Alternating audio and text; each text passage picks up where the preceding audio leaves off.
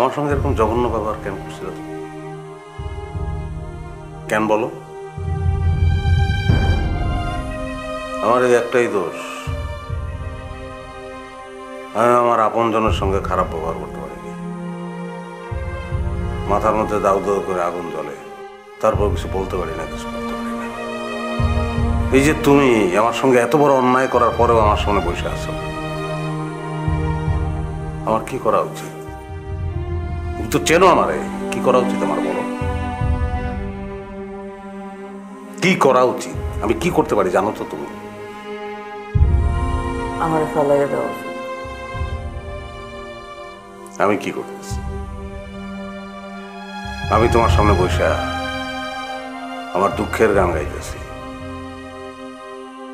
আর তুমি সেই সুযোগ নিয়ে আমার জীবনে আশ্রয় খুঁজতেছ। এই, আমার জীবনে আশ্রয় খোঁজার তোমার কি অধিকার আছে? হ্যাঁ, নাই, কোনো অধিকার নাই। তারপরও তুমি আমার জীবনে আশ্রয় খুঁজতেছো, কারণ তুমি জানো ভালোবাসার মানুষগুলারে উড়ে দাও তো দূরের কথা, ধমকও দিতে পারে না সেলিম।